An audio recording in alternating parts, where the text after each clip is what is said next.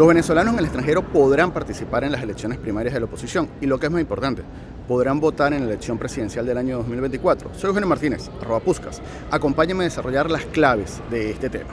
El primer punto para recordar o insistir es que al día de hoy se calcula conservadoramente que 7.2 millones de venezolanos se encuentran en el extranjero y la participación política y electoral de estos ciudadanos depende o debe superar trabas legales, logísticas, económicas y políticas. Adicionalmente, hay que decir que al día de hoy la Comisión Nacional de Primarias no ha anunciado su decisión definitiva sobre el tema de la participación de los venezolanos en el extranjero.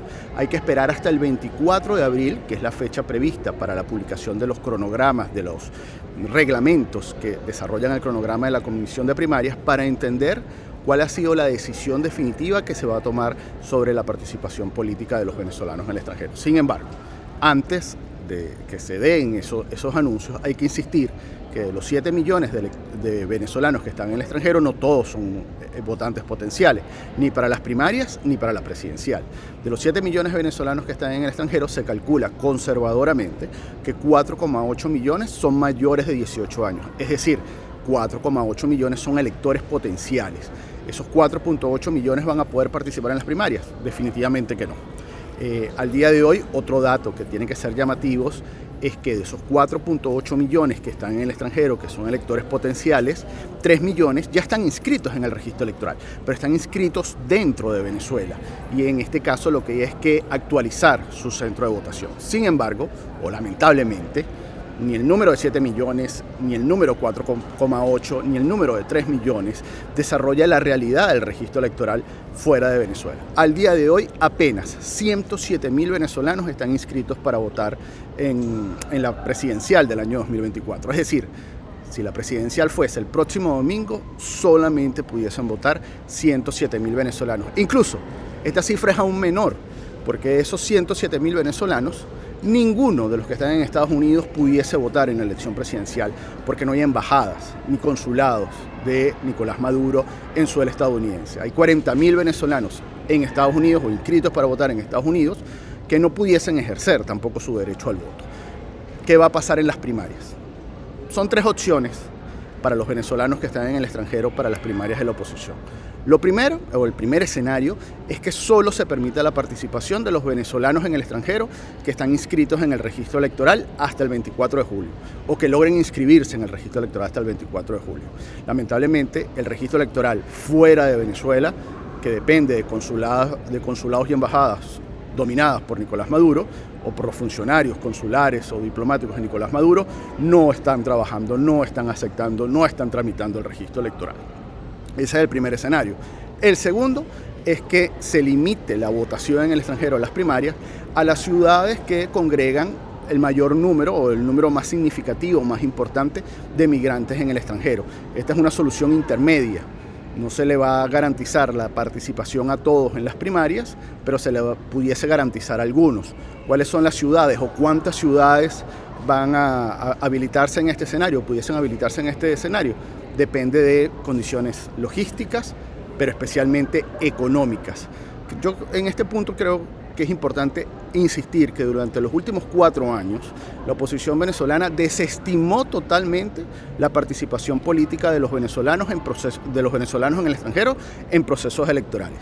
Y en este momento la oposición quiere hacer en 3 meses lo que dejó de hacer o ejecutar o desarrollar en los últimos 4 años. El tercer escenario es tal vez uno de los más complejos porque es desarrollar un registro de votantes paralelo al registro electoral del Consejo Nacional Electoral. Tanto en el escenario 2 como en el escenario 3, el escenario 2 en algunas ciudades y en el escenario 3, todos los venezolanos que están en el extranjero pueden participar en las primarias.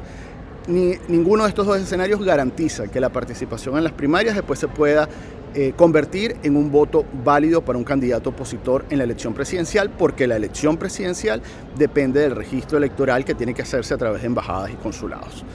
La asistencia del CNE, muchos se preguntarán sobre esto, independientemente de la decisión que tome la Comisión Nacional de Primarias, y como ya hemos dicho, la fecha tope para esto es el 24 de abril, independientemente de la decisión que tome la Comisión Nacional de Primarias sobre la asistencia o no del Consejo Nacional Electoral dentro de Venezuela, fuera de Venezuela, la votación de las primarias será sin el Consejo Nacional Electoral. Si no participan los venezolanos en el extranjero en las primarias o en la elección presidencial del 2024, esa ausencia va a ser decisiva. Sin duda, en la presidencial puede ser decisiva.